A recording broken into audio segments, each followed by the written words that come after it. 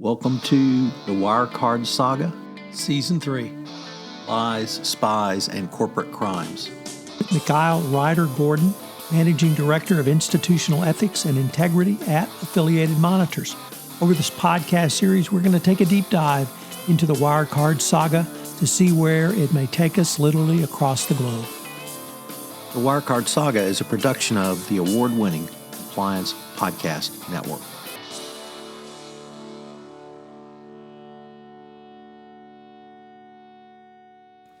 Thank you, Tom. I love the Compliance Podcast Network. Welcome back, listeners. Or maybe I should be welcoming myself back. I had written so much of this episode many weeks ago, and then, didn't release it. Thank you, flu, and happy holidays. Let's review some of the latest developments in this saga. Let's get to the updates right now. Many of you think you know some of them. Certainly, Marcus Braun's trial opened December 8th in the Munich Higher Regional Court. Marky Mark, little Ollie Bellenhaus, and Von Erfer finally in the dock. In anticipation of the big day, Braun was moved to Stadelheim prison in Munich, so really an opportunity to make all new friends. It's a little bit like the first day of new school, isn't it? The trial is actually being held in a basement, which is fairly grim, but not nearly as grim as Braun was looking. Trademark black turtleneck, untucked, and apparently no longer in possession of a shaver. Meow. And whilst some may be pleased that at long last this trial has kicked off, not everyone is finding satisfaction in court. Now, before we get too excited or ahead of ourselves, no sooner had the trial kicked off than poor lead judge Marcus Fadisch took ill, and all proceedings from the 14th through the 16th were cancelled, and the trial resumed on Monday, the 19th of December. Now, fasten in, folks, because this trial is going to be a long one. It is actually calendared for 100 trial days, but that doesn't mean 100 consecutive days. Rather, spread across the court's calendar, and assuming no other illnesses, causes for delay, or motions, more on that in a moment, the trial isn't slated to wrap up before December 23. That's this year, December, or a year from Christmas. Yes. Moreover, given the 474-page indictment, someone award the Munich public prosecutor a PhD in Wirecard, please, and the some 700 individual files investigators have assembled, it is really quite likely this trial will extend a good ways into 2024. Now, on day one, lead prosecutor Matthias Böhring spends essentially the greater part of the first day of his proceedings reading out the litany of charges. And when I say litany, I mean just the charge sheet alone runs to 89 pages. You can see why it took the better part of the day. Now, little talked about, but listeners, do you know why the Munich Public Prosecutor's Office opened this investigation and when they did? Most of you would, be forgiven for assuming the investigation was opened after the collapse of the company in June 2020. But that isn't correct. We have to go back to short sellers. And if you've forgotten, go back to episode 2 of this entire podcast series if you've forgotten the role short sellers had in really breaking this story way back when. Sir Chris Hone, British short seller and founder of hedge fund TCI, is the one that filed the criminal complaint against Wirecard back in early May 2020. That's right, 2 months before implosion. In late April 2020, Hahn sent a letter to the Wirecard board calling on them to fire Braun after KPMG failed to confirm those TPA revenues, and not getting satisfaction, subsequently filed the criminal complaint with the Munich public prosecutor. And fun fact, Hahn was Britain's Chancellor Rishi Sunak's former boss. At any rate, Hahn made pots of money, first off the drastic plunge in Wirecard stock the week KPMG came up empty-handed, and then cleaned up another 100 million when the company fully collapsed. So it was Hahn's complaint submitted to the Munich Public Prosecutor's Office in early May on behalf of his charity, the Children's Investment Fund, that had held shares in Wirecard, that now forms the basis for this criminal trial. That's right. It's not because of the alleged fraud. We'll come to that. There are 3 judges presiding over the case. And recall, I told you a few episodes ago, no jury trial. And, well, hours and hours of reading the charges, as I mentioned. And now also remember, the prosecutor's office is only looking at charges they believe they can prove from 2015 to mid-2020. Because Germany's statute of limitation bars them from crimes committed prior to 2015, and they have to be charges the Munich public prosecutor feels they can prove. And you know, I've said this forever. This company was dirty from day one. So we're not seeing a trial of Wirecard from 2000 or late 1999 to 2020. All right, more on that in a minute. Okay, day 2. Braun's defense attorney, Alfred Dearlom, spends 2.5 hours with his opening remarks. Ready? Well, we already knew Braun maintains complete and utter innocence despite the offshore accounts he held in alias names and the destruction of his Telegram IMs and some other rather, sketchy, dodgy, questionable activity. Okay, Dearlom asserts that Braun is the victim here and turns on Bellenhaus. Are we surprised? Lil Ollie, who, recall, turned state's witness 2 years ago, is accused by Dearlom of being a liar and the primary perpetrator. Gosh, did everybody else forget the others? Dearlom says the prosecutor's office has got it all wrong. Well, okay, forget all that evidence. Referring to the money in the TPA trust accounts, quote, the payments have not been forwarded to trust accounts, but have been shifted to shadow companies. Dearlom, are you onto something? He has identified 4 companies that Bellenhaus controlled that were used to embezzle the $1.9 billion. Okay, so back to that motion I mentioned a moment ago. Recall, the prosecutor says Wirecard never had those TPA revenues to begin with. That's what KPMG couldn't confirm, right? Dearlom says, oh, no, that money existed, but it was stolen with the help of Bellenhaus, Marsalik, Bauer, and others. Braun, Dearlom says, was apparently so utterly clueless that he only found out about the chicanery from the prosecution's investigative files that were turned over to defense counsel for trial prep. And hold on to that for thought as well, folks. But Dearlom doesn't stop there.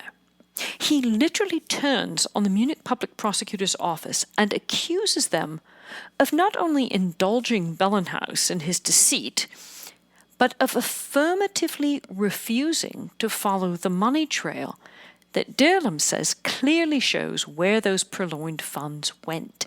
Quote, the public prosecutor's office has done nothing to clarify the actual crime.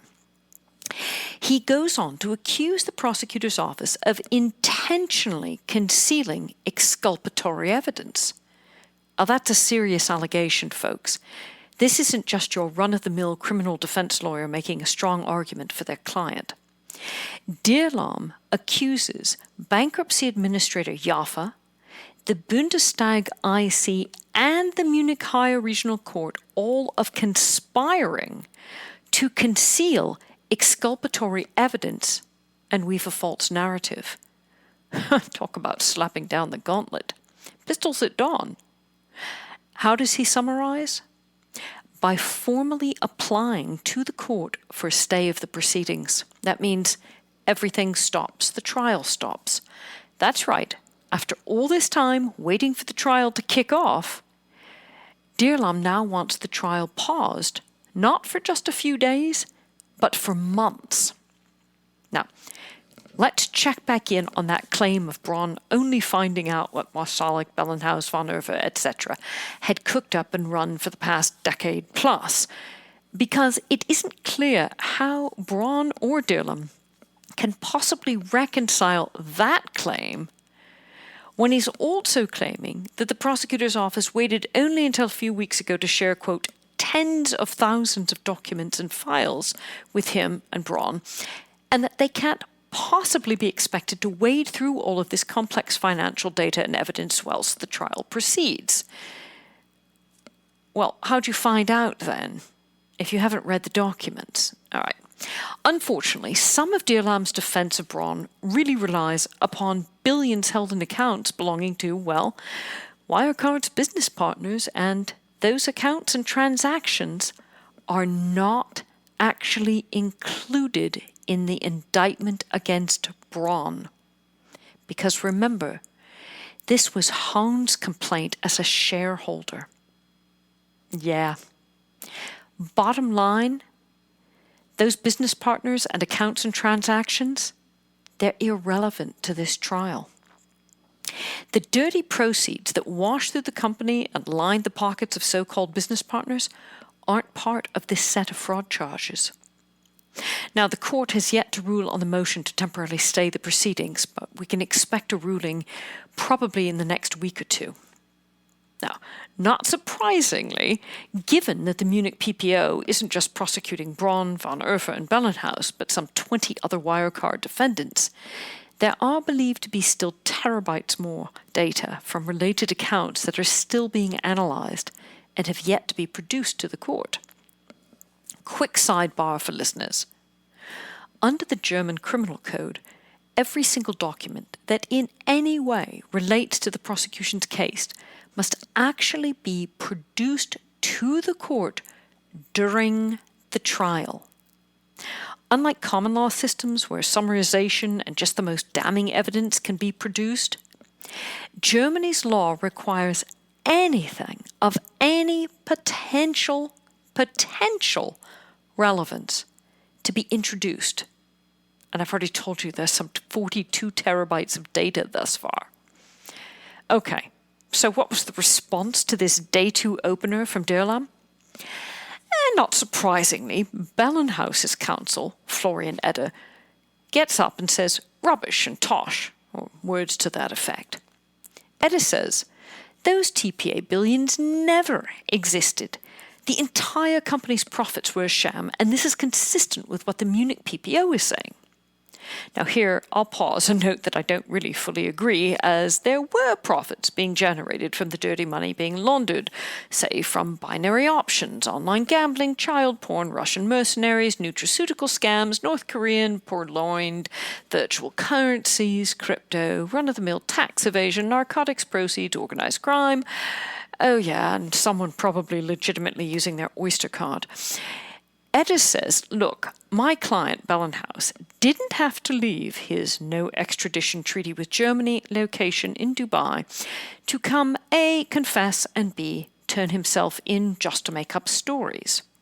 He says Bellenhaus told the truth to prosecutors, and he's going to tell the same truth in court. Braun knew what a sham the entire thing was all along. Then Edder reminds the court that Braun's defense strategy is the one he used for years running the company, claiming to be the victim and counterattacking those that make unpleasant statements about Wirecard or his leadership. You have to admit, Edder scored a point there. End of day 2, Bellenhaus takes the stand for the first time and calls Wirecard a, quote, cancer, and asserts that there was a system of, quote, organized fraud, well, he's right about that, led by absolute CEO Braun. Oh, the bully. Mind you, this is from the guy who suddenly couldn't recall the name of the Luxembourgian shell company he was responsible for when questioned by the prosecutor. Not the most reliable witness, perhaps. On day 3, Bellenhaus resumes testimony, and nearly the first thing out of his mouth is the accusation that the fraud at Wirecard began long before 2015. Well, Ollie, you and I are in agreement on that point. Show of hands from the short sellers who held positions against Wirecard on that assertion. Poor little Ollie. He claims that Braun the bully forced them all to work in concert to ensure this fraud continued, and now he's scared for his life and I think this may be my favorite quote thus far, quote, he didn't realize that he would go to bed with the rats and wake up with the plague. Priceless. Oh, Oliver, you missed your true calling on the stage. His testimony continues, alleging the financial data produced by Wirecard was, quote, little authentic, and transactions were unrealistic. He produces some charts and graphs and claims these prove that Braun led the fraud from day one. He points to Braun and von Erfa and says those two pointedly ignored all the facts. According to Bellenhaus, the foreign, quote, shadow companies, those fabricated TPAs, he says, were used for Wirecard's fraud, made, quote, 0 sales in the name and on behalf of Wirecard. Bellenhaus picks up on, or parrots back, depending on how you look at it, what he's told the prosecutor's office, and they've alleged in the indictment, that these fake numbers served to hide the real situation at the company, and all along just allowed Wirecard to effectively scam funds from lending banks and investors. Now, Bellenhaus was accused of deleting critical data in the Dubai offices as this whole mess was imploding. Derlam suggested Bellenhaus and Marsalek embezzled the TPA proceeds unbeknownst to Braun, and that to conceal this duplicity, Bellenhaus intentionally shut down data service in Dubai before the KPMG auditors could gain access. Bellenhaus, who claimed to have purchased pre-owned servers off eBay, yes, the billion-dollar tech company that purchases used IT equipment from eBay. What next? Etsy? Told the judges that because the equipment was so old and so outdated, he couldn't possibly have run complex payments and transactions on it. This was supposedly the shadow system they ran. Now, recall, Derlam's argument defending Braun was not helped by the release of Wirecard Insolvency Administrator Michael Yafa's fourth status report last year, which recounted some unfortunate details. Having obtained and analyzed Wirecard and the TPA bank statements from the Singapore accounts dating back to 2006, and remember, 2006 to 2014 completely irrelevant to this case, Yafa confirmed not only the trust accounts having never existed, and go back to episode 31 if you've forgotten some details. Of the 3 trust accounts Yafa did find in Singapore, 2 held less than 3,000 euros, and 1 had approximately $2 million in it. Now, one of my favorite little details Yafa wrote about was the persistent use of the HedgeHog pub and nightclub on Clive Street that was apparently a go-to favorite of certain Wirecard Singapore personnel for financial transactions, such as withdrawing money. And when I say frequent, some 600 payments made to the HedgeHog, not counting the withdrawals. Virgo Entertainment, the private company that owned the club, was struck off Singapore's corporate registry a few years ago because mysteriously they just happened to file for insolvency in the fall of 2020, only a couple of months after Wirecard imploded. And then their other entity, Venture Property Projects Pte Limited, was struck off at the end of that same year. Take a closer look at the 3, HedgeHog, Virgo, Venture Property Projects, and the owners of all 3. It is such a small world when you get right down to it, isn't it? Anywho, Yafa also asked MasterCard and Visa to check their records and see if they couldn't identify any transactions between Wirecard and the TPAs in Singapore. Response: no such companies, no transactions. So Yafa wrote in his report that, quote, Wirecard's claim to have run a profitable third-party business was wrong. Yafa also raised an eyebrow at the fact that after Wirecard went belly up, none of the supposed business partners approached him with any claims. Now, according to Wirecard's books, some 51 billion euros were supposedly shifted by these TPAs through Wirecard in just 2019 alone. In theory, they, like other vendors, would have suffered catastrophic losses when Wirecard fell apart. Shouldn't they have been creditors seeking recompense under the insolvency proceedings? Well, one would expect, but Jaffa writes, money laundering could also be a factor here. Yeah, you think? I don't know too many money laundering organizations or entities or even individuals who pop their head up during an insolvency proceeding above the parapet and say, gee, golly, could we get some of that dirty money back?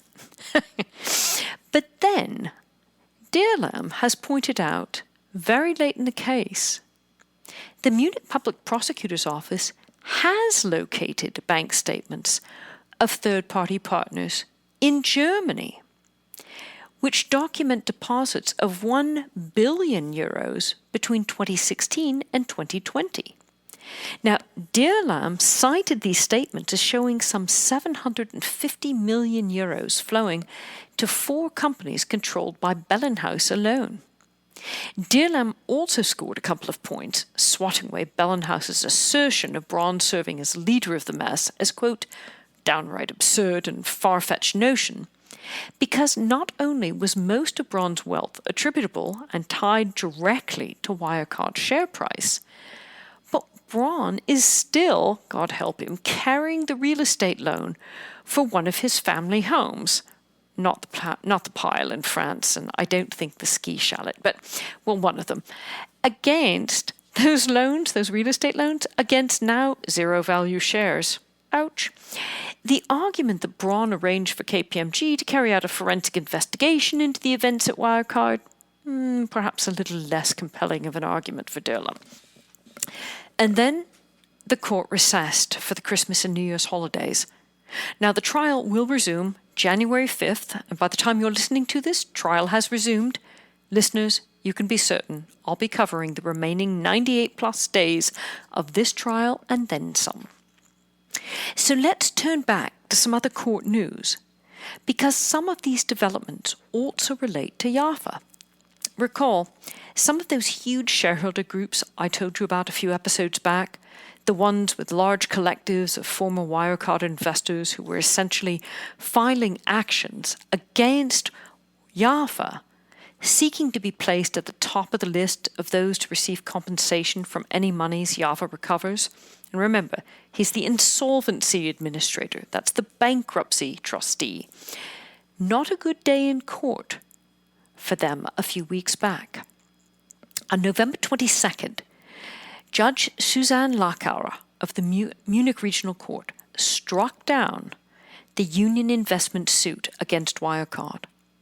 Now, Union Investment was a fund manager for the Volks- und Raiffeisenbanken, and it had sued Jaffa, claiming 243 million euros as the damages that it said it suffered after Wirecard went BK in the summer of 2020. Now, during its negotiations at the beginning of October, UI had argued that the fund company would never, ever have bought Wirecard shares if Wirecard's management board had only been truthful about, well, its books and its dodgy tax situation. UI, rep by Quinn Emanuel, who also was repping some other investors claiming some 1.8 million. Judge Lachauer didn't buy their argument. Listeners, you know this. If one is going to invest, that is, become a part owner of a company, so to speak, one ought to conduct robust due diligence and not sit around hoping the company is telling the truth. FTX, anyone? The good judge told UI, you're an owner of sorts. You made the decision to buy Wirecard shares and thus invest in equity in the company. When companies go bankrupt, owners, e.g. you shareholders, get an opportunity to assert a claim only if all creditors are satisfied, which almost never happens. As Insolvency Administrator Michael Jaffa's counsel Liebscher, they're also to tell the judge that they were not in favor of shareholders receiving any recovered corporate assets ahead of creditors, argued to the court at an earlier hearing in early October, saying for the court to acknowledge shareholder claims would be a, quote, perverse result of the bankruptcy process, which is intended to protect creditors, not take further from them. So, you see, were the shareholders allowed to persist in their claims, the likely result would be creditors receiving 2/3 less of any recovered monies Jaffa comes up with.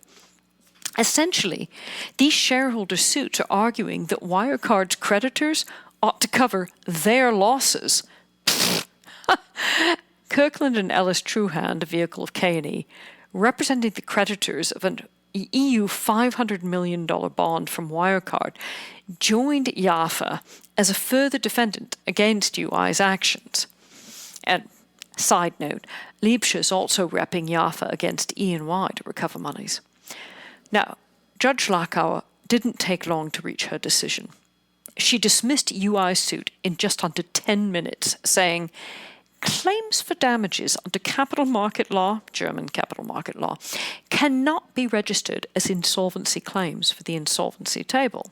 In other words, you can't now change the nature of your investment after the fact. Whether UI was deceived by Wirecard, it's completely irrelevant in this lawsuit. Is it over for all shareholder suits globally? No. In fact, Judge Lacauer observed that really the fundamental question of whether and under what circumstances shareholders can become creditors should ultimately only be clarified by the German Federal Court of Justice, the BGH, Germany's highest court. All Judge Lacauer had been asked to rule on was whether or not, under Germany's insolvency law, classifying shareholder claims as insolvency claims was appropriate and compatible with that body of bankruptcy law. The judge was not asked to determine if investors were defrauded or otherwise have a claim for damages. The basic rule, really, is that shareholders only participate in funds from an insolvency estate when senior creditors, such as lending banks or those who have subscribed to a corporate bond, have been fully compensated. Under German insolvency law, banks and bondholders absolutely must be served first. So for the time being, German shareholders remain second-class creditors under German insolvency law and thus aren't likely to see assent from the Wirecard insolvency assets. Now, based on the verdict, Jaffa could dismiss a significant number of claims against Wirecard. Recall, some 30,000 plus shareholders are demanding some 7 billion euros. Banks, social security funds, and other Wirecard creditors have filed claims of over EU 3.3 billion. And EU. And of those lofty numbers, Jaffa has managed only to recover some 1 billion euros from the sale of the Wirecard beads and trinkets. Mind you, the roster of counsel for all of the interested parties, billable hours for this one hearing alone, could have paid a chunk toward those losses. Tillip, Quinn, K&E, Freshfield, Schilling. Good Lord, the list went on. Really, guys, I hope you're discounting your rates or Jaffa will never find a cent to pay anyone.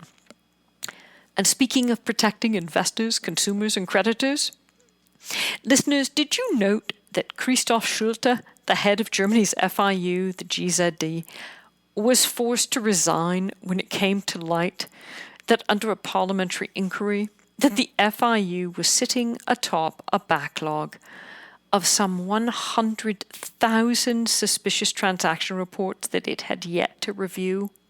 Oh, now, let me put some of this in context. In the FATF Mutual Evaluation Report on Germany that was published in August of this past year, 2022, in 2020, in the report, the FIU had reported that in 2020 it had received a total of 144,000 STRs. Okay. Now, this was a significant increase from the prior 5 years. But, wait for it, because you can't make this stuff up. Until February 2018, when a digital FIU reporting database was established, the German FIU was receiving STRs by fax. Yeah, facsimile. Remember those old machines? And processing them manually. Oh. As the FATF report primly states, this led to a, quote, considerable backlog of STRs and delay in analysis and dissemination. But that was 5 years ago. In 2021, the FIU is understood to have received some 300,000 STRs.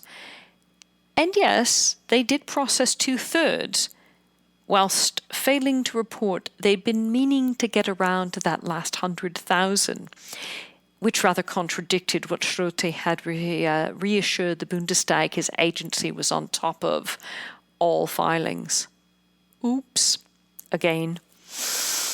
And as if that little snafu didn't build confidence for investors in Germany, last month BaFin quietly released a press statement. Really, listeners, this is priceless. Stating that greater consumer protection was its core remit and that they were aiming to, quote, lead the way in this field and always keep their fingers on the pulse at all times. Let's just hope they have a pulse. Then they highlighted swift action they'd taken regarding an app whose buy button was conspicuous, but its cancel button less so.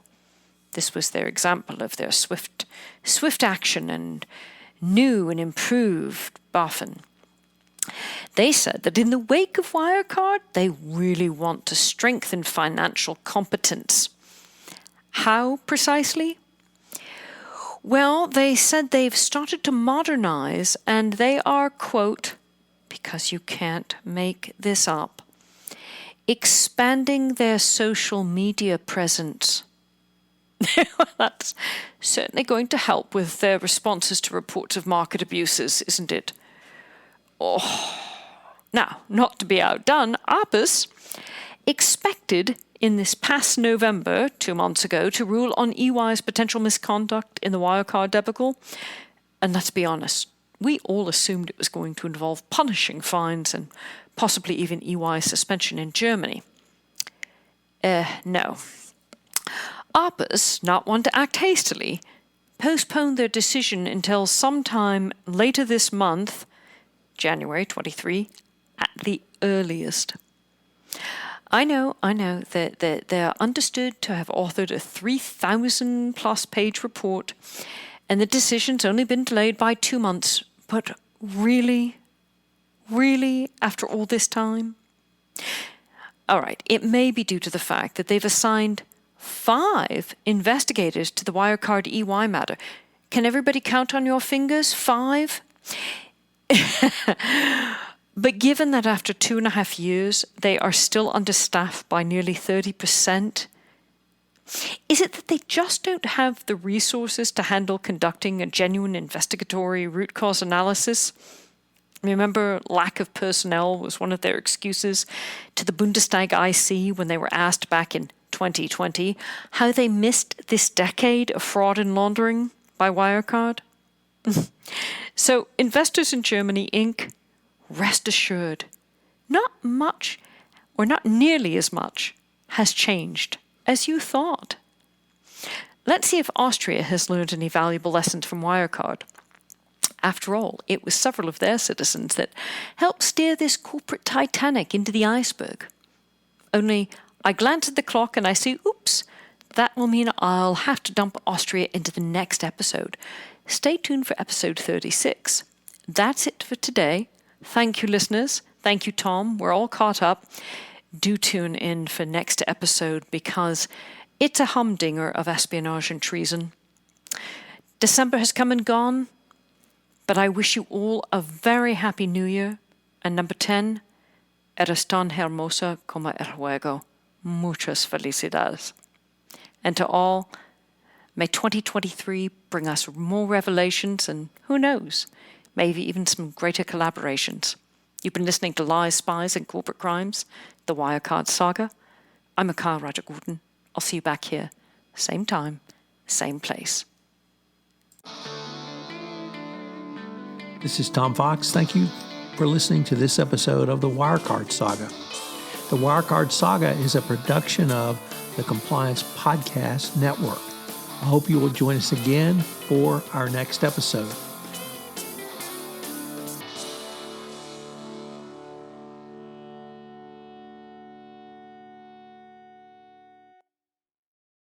This podcast is a part of the C-Suite Radio Network.